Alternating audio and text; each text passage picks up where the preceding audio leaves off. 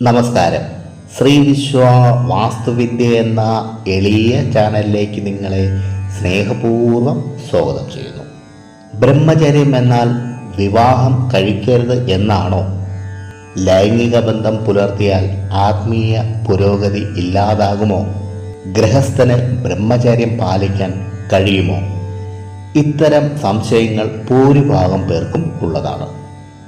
ഈ അധ്യായത്തിൽ ബ്രഹ്മചര്യത്തിൻ്റെ യഥാർത്ഥ അർത്ഥവും ലൈംഗികതയും ബ്രഹ്മചര്യം തമ്മിലുള്ള ബന്ധവും ഹിന്ദു പൗരാണിക ശാസ്ത്രങ്ങളുടെ അടിസ്ഥാനത്തിൽ ഒന്ന് മനസ്സിലാക്കാൻ ശ്രമിക്കാം.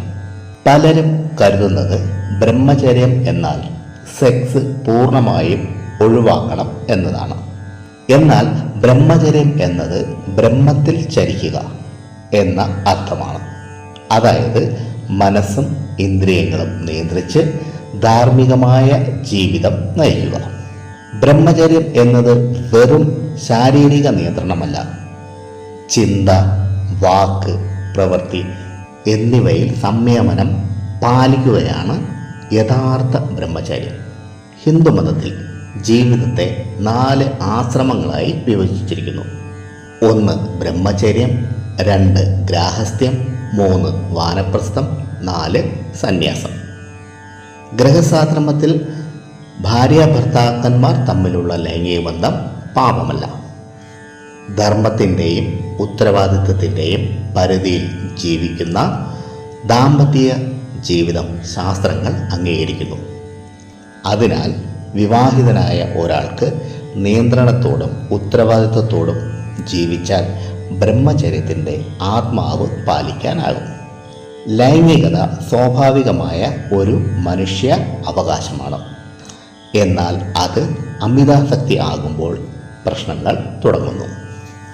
എല്ലായ്പ്പോഴും ലൈംഗികതയെക്കുറിച്ച് ചിന്തിക്കുക, അശ്ലീല ഉള്ളടക്കത്തിൽ അടിമയാകുക, നിയന്ത്രണം നഷ്ടപ്പെടുത്തുക, ഉത്തരവാദിത്തങ്ങൾ മറക്കുക. യഥാർത്ഥത്തിൽ ഇത്തരത്തിലുള്ള അവസ്ഥയാണ് ആത്മീയ വളർച്ചയെ നഷ്ടപ്പെടുത്തുന്നത്. അതായത് പ്രശ്നം ലൈംഗികതയല്ല, മറിച്ച് നിയന്ത്രണമില്ലാത്ത അവസ്ഥയാണ്.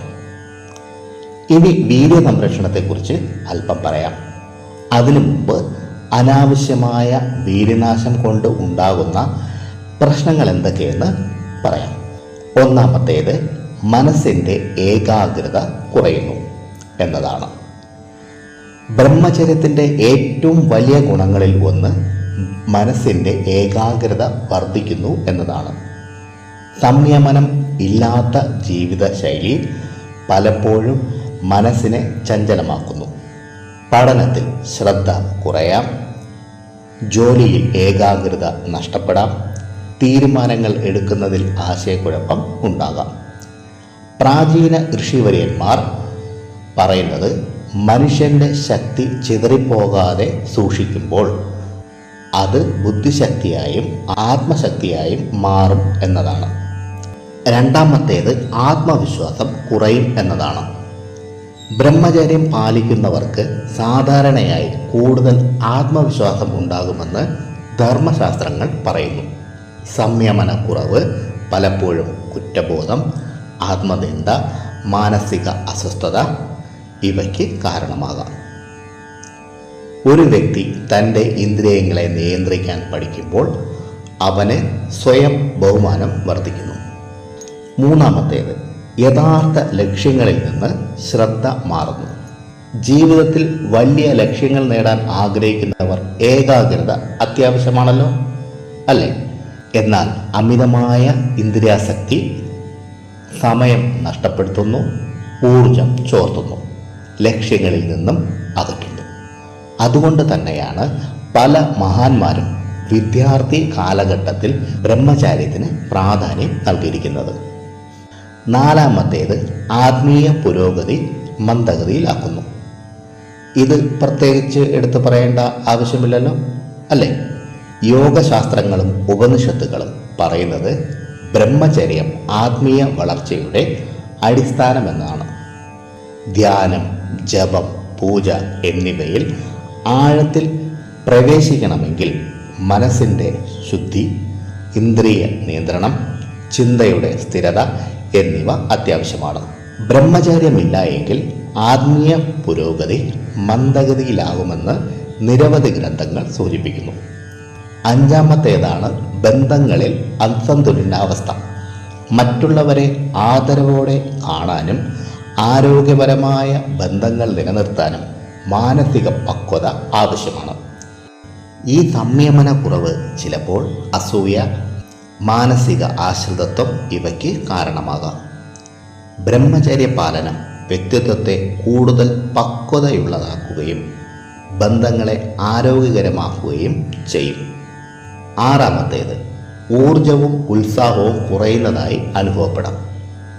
മനുഷ്യൻ്റെ ജീവശക്തി ശരിയായി ഉപയോഗിക്കുമ്പോൾ അത് ഉത്സാഹം വർദ്ധിപ്പിക്കും, പ്രവർത്തനക്ഷമത വർദ്ധിപ്പിക്കും, മനോബലം ശക്തമാക്കും എന്നാണ്. സംയമനമില്ലാത്ത ജീവിത രീതിയിൽ ചിലർക്ക് ക്ഷീണം, അലസത, ഉത്സാഹക്കുറവ് എന്നിവ അനുഭവപ്പെടാം. പല മഹാത്മാക്കളും യോഗികളും അതുപോലെ സന്യാസിവര്യന്മാരും ബ്രഹ്മചാര്യത്തെ ഒരു ശക്തിയായി കണക്കാക്കിയിട്ടുണ്ട്. അവർ പറയുന്നത് ബ്രഹ്മചര്യം എന്നത് ഒരു അടിച്ചമർത്തലല്ല, അത് ശക്തിയെ ശരിയായ ദിശയിലേക്ക് നയിക്കുന്നതാണെന്ന്. ജീവിത വിജയം നേടാനും ആത്മീയ ഉയർച്ച കൈവരിക്കാനും ഇത് സഹായിക്കും. പ്രിയരെ, ബ്രഹ്മചാര്യത്തെ വെറുമൊരു നിയമമായി കണക്കാക്കരുത്. അത് മനസ്സിനെയും ശരീരത്തെയും ജീവിതത്തെയും ശുദ്ധീകരിക്കുന്ന ഒരു മാർഗമാണ്. ബ്രഹ്മചര്യ പാലനം വൈകുകയോ അവഗണിക്കുകയോ ചെയ്താൽ ഏകാഗ്രത കുറയാം, ആത്മവിശ്വാസം നഷ്ടപ്പെടാം, ലക്ഷ്യങ്ങളിൽ നിന്ന് വഴിതെറ്റാം, അതുപോലെ ആത്മീയ വളർച്ച മന്ദഗതിയിലാകാം. ഇനി ബ്രഹ്മചര്യത്തെക്കുറിച്ചുള്ള അഭിപ്രായങ്ങൾ ഒന്ന് കേൾക്കാം. യോഗ ഗ്രന്ഥങ്ങളിൽ വീര്യത്തെ ജീവശക്തിയായി കണക്കാക്കുന്നുവെങ്കിലും സാധാരണ ദാമ്പത്യ ജീവിതത്തിലെ ലൈംഗിക ബന്ധം ആരോഗ്യവാനായ ആളിൽ സ്വാഭാവികമാണ്.